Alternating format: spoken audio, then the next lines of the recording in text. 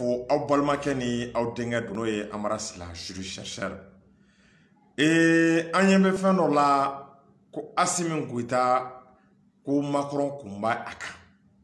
Macron décelé a Kamana Gane, a Tado Abake Chodi, a Tado Abake Nyejumema, ko Macron me Fakana Bulgana, Asimin Guita Fin. Aye Bagabagake,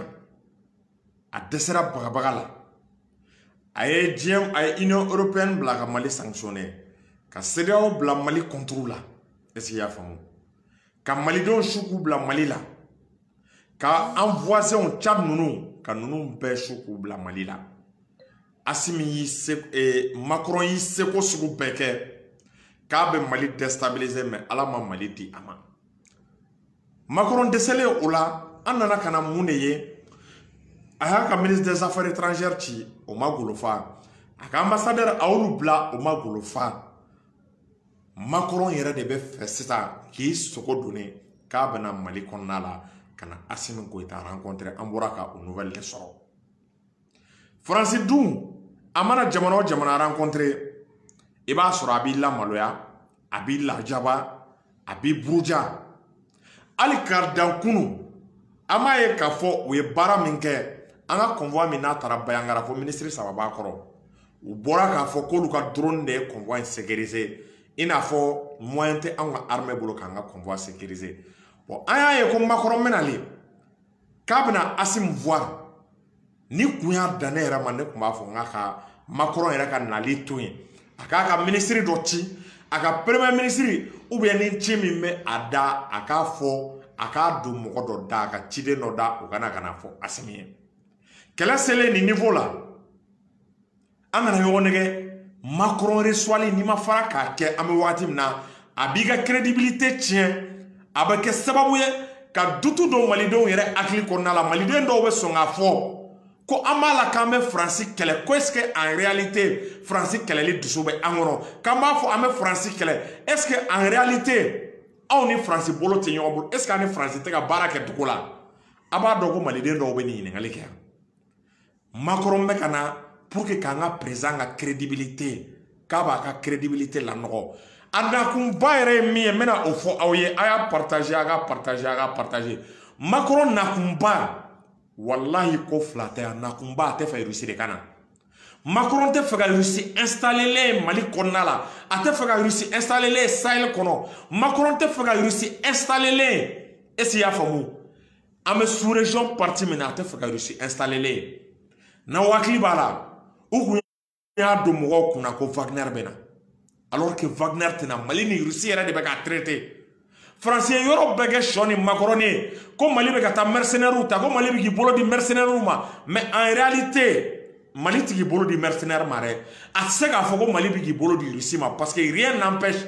rien n'interdit aucune convention n'interdit au Mali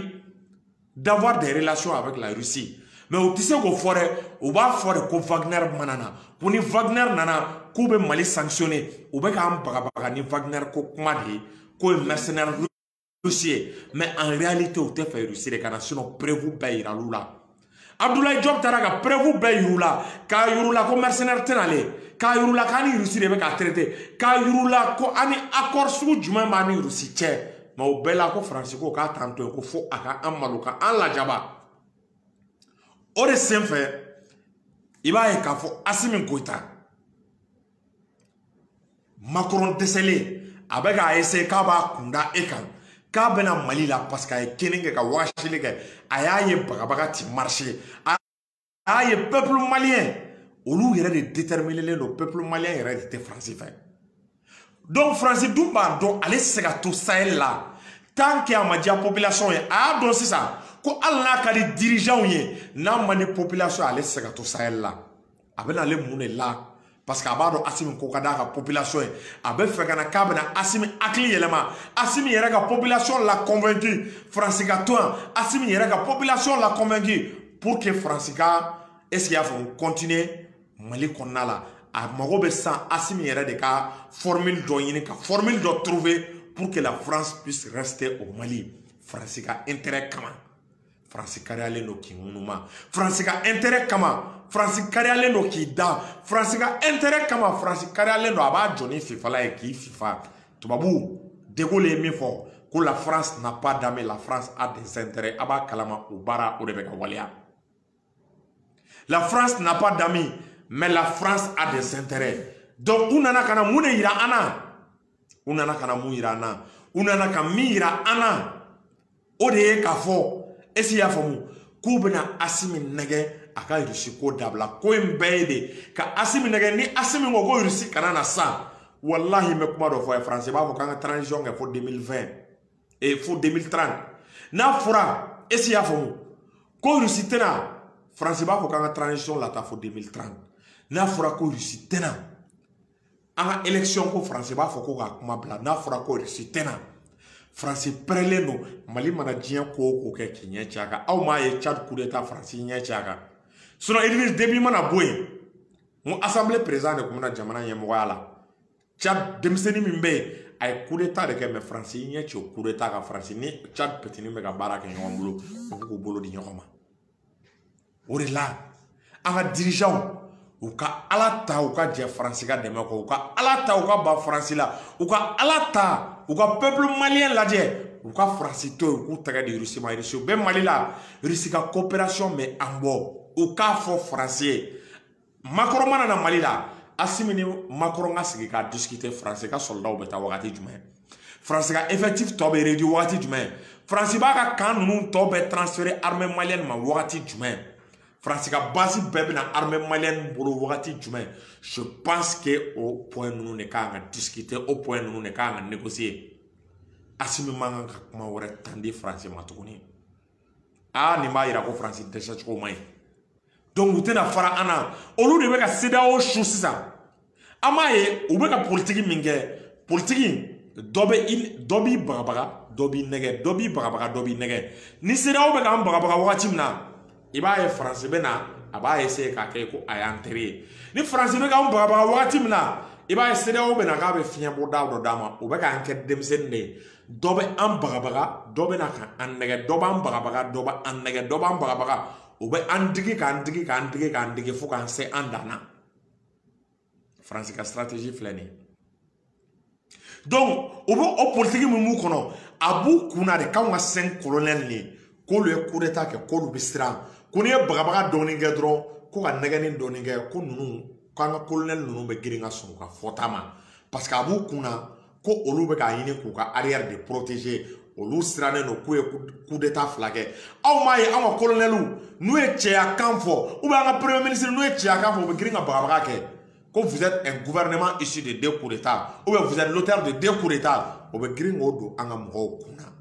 o b'o don an ka mɔgɔw kunna mun na k'u b'u paniquer k'u b'u lasiran k'u b'u la terroriser est-ce qu'il y a faamu o de la ne b'a fɔ an ka sarasiw ye n'u tulo bɛ na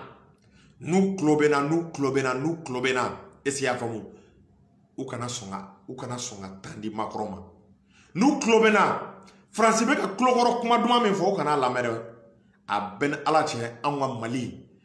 an ka autorités ye ko min yira France la fo ka dugukolo meleke u tɛ se ka Mali to yen u tɛ se ka Mali pardonner Assimi ye diɲɛ bɛɛ de ɲɛ yɛlɛ Assimi ye farafinna ɲɛ yɛlɛ Assimi ye farafinna lakunu pour que u ka ban France ka jɔnya ma an y'o baara min kɛ fo ka dugukolo meleke France t'an to yen donc n'an bɛ kɛ an yɛrɛ ma hɔrɔn ye n'an bɛ kɛ cɛ an ka kɛ cɛ n'an tɛ kɛ cɛ n'an ma ɲɔgɔn minɛ France t'an to yen dɛ u bɛ projet ni fɛɛrɛ bɛɛ kɛ ka an dɛmɛ est-ce qu'il y a faamu n'a ma ɲa ko mɔgɔ tɛna se ka ban ka sababu kɛ u ko k'u bɛna n'u ma se ka ban u nalen a demander est-ce qu'il y a faamu u nalen a demander k'u ka calendrier de retrait u ka sarasiw b'u yɛrɛ ta wagati min na k'u k'o calendrier bɔ k'a d'i ma u ka base fɛn fɛn bɛ Mali la a base bɛ transférer wagati jumɛn kɛ to i m'a ye an ka fɛn bɛ ka perturber ok m'aw bila n bɛ tila ka wele